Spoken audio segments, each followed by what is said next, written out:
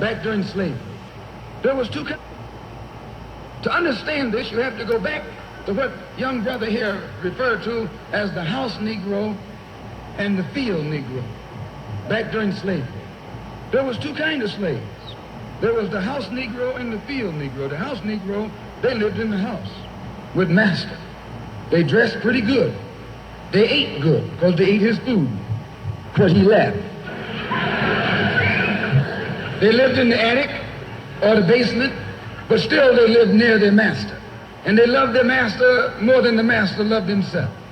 They would give their life to save their master's house quicker than the master would.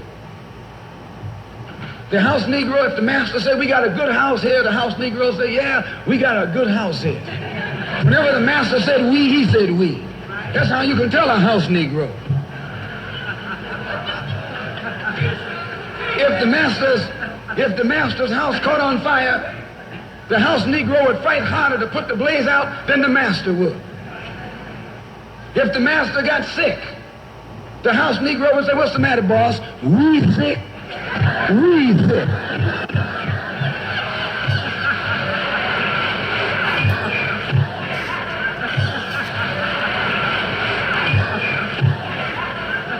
He identified himself with his master more than his master identified with himself. And if you came to the house Negro and said, let's run away, let's escape, let's separate, that house Negro would look at you and say, man, you crazy. What you mean separate? Where is there a better house than this? Where can I wear better clothes than this? Where can I eat better food than this? That was that house Negro. In those days, he was called a house nigger. And that's what we call him today because we still got some house niggers running around here.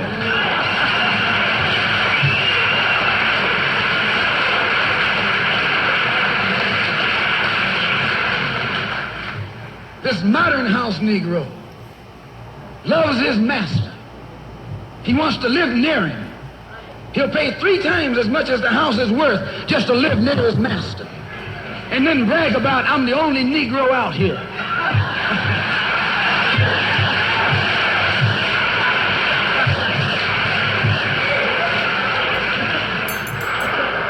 I'm the only one on my job.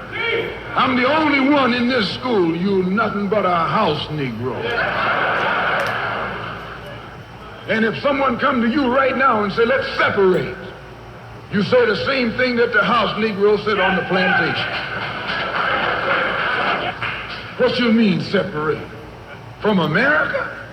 This good white man?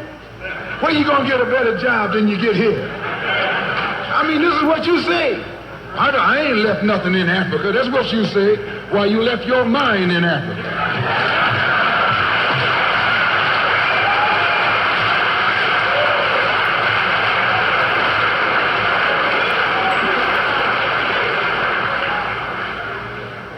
On that same plantation, there was the field Negro. The field Negro, those were the masses. There was always more Negroes in the field than there was Negroes in the house. The Negro in the field caught hell. He ate leftovers. In the house, they ate high up on the hog. The Negro in the field didn't get nothing but what was left of the insides of the hog. They call them chitlins nowadays. In those days, they call them what they were, guts. That's what you were, a gut eater. And some of you all still gut eaters.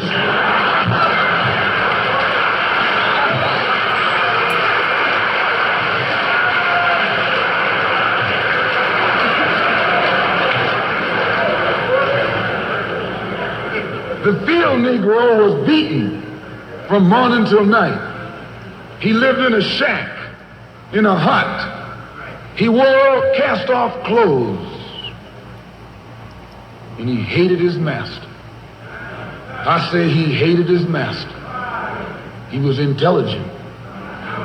That house Negro loved his master. But that field Negro, remember, they were in the majority. and they hated the master. When the house caught on fire, he didn't try and put it out. That field Negro prayed for a wind, for a breeze. When the master got sick, the field Negro prayed that he died. If someone come to the field Negro and said, let's separate, let's... Peace, brothers and sisters. That was Malcolm X, one of his speeches. And I wanted y'all to hear that. I wanted you to hear that. Again, if some of y'all heard it before, so you hear it again. The reason why I'm using that is because this morning message is based on House Negro and the Field Negro. Now, a lot of people don't want to talk about that no more. They figure that's time passed by, the man is dead, keep it moving. But no, that still exists to this day. You can comply that to how people think. You can comply that and how they deal with their daily decisions throughout the day. A lot of our people don't think clearly. A lot of people just, in their mind, I'm just going to go along to get along. You might as well just be dead. Just be dead. Get out of here. Get out. You know what I'm saying? Because you ain't fighting for your life. You sitting there giving your life away, figuring when the little scraps I'm going to get, this is good enough. A lot of you people truly don't get it. You don't understand it because you don't want to understand. It's understandable. You don't want to understand. So what happens is a lot of you sit up here and you excuse me for the disturbance, but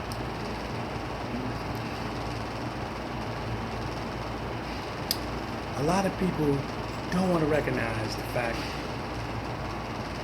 that still exists to this day. A lot of you don't. You think that that's old tradition, that they use those words to hurt people. It's not about hurting people. Because a lot of you do have that mentality. You just have that train thought. You think because you live in 2017 and that train thought it doesn't exist. It does exist. I've seen it. Actually, in fact, how people react when they're around certain people. We can sit here and pretend all we want, act like this thing don't exist. All day, every day. But it does. It exists. Brothers and sisters, I'm going to go back to Malcolm X and more of his speeches. Listen. Because some of y'all are so over-emotional, because you know it's true. That's the reason why I get over-emotional. You know it's true.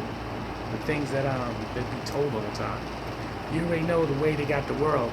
Oh, live free will and all that stuff. You do what you want. And so you can't. It's basically equipped to make sure that you don't ever find yourself, whether you like it or not. But here we go.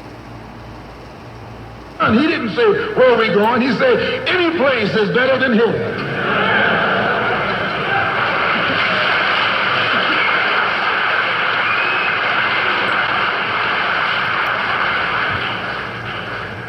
You got field Negroes in America today.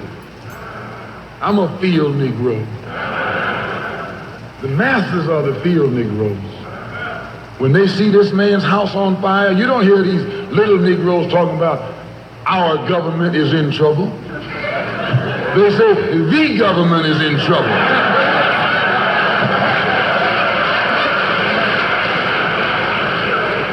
Imagine a Negro, our government. I even heard one say, our astronauts. They won't even let him near the plant.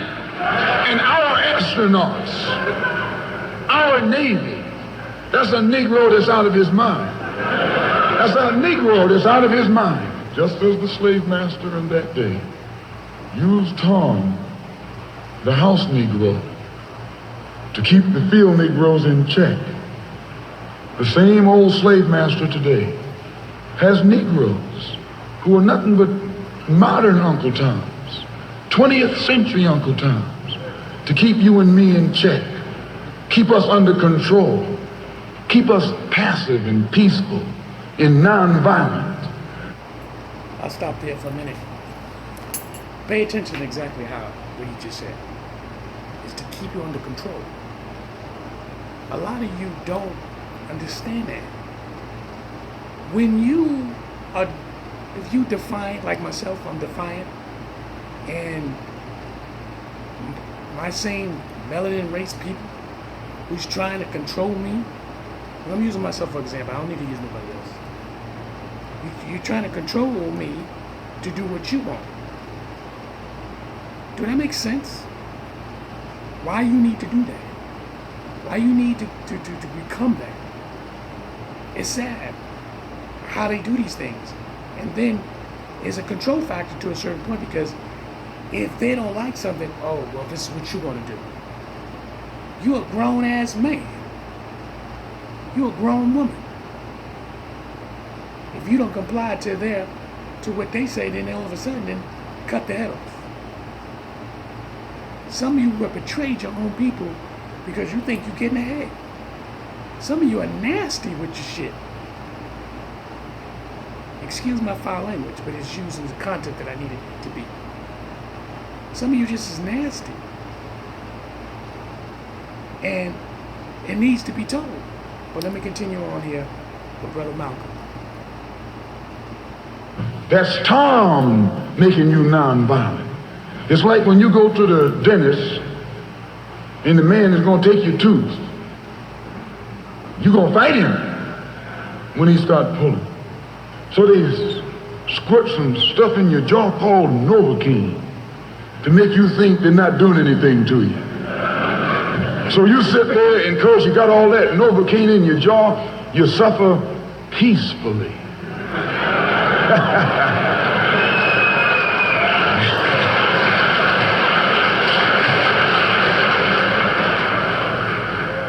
Blood running all down your jaw, and you don't know what's happening because someone has taught you to suffer peacefully. The white man do the same thing to you in the street.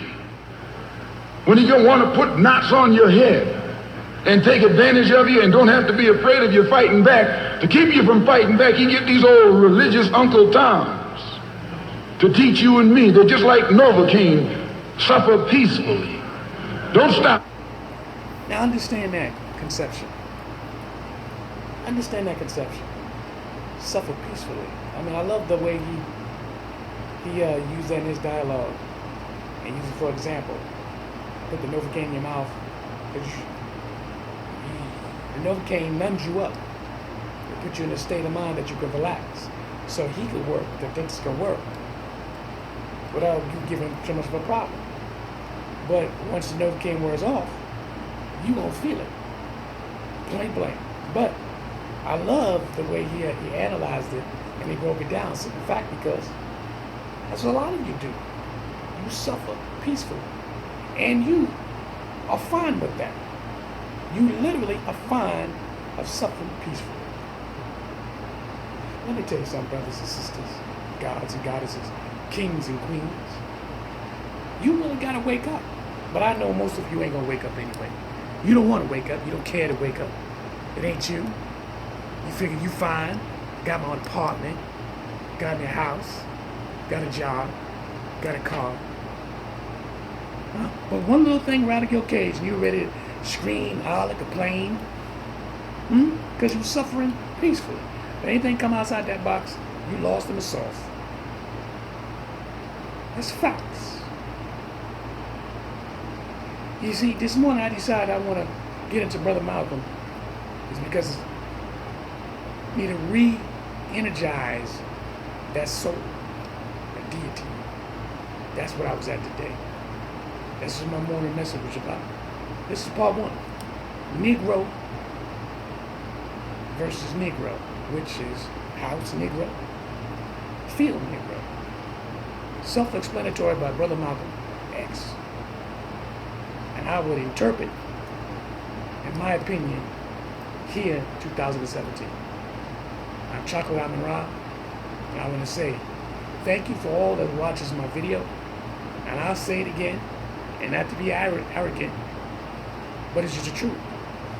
Ain't nobody got to follow me because I don't want you to. What I do want is for you to get this message, because the message is for free. It's for free.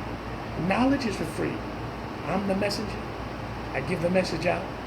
At the end of the day, if one of you get it and you pass it on, that's all I care about. Peace.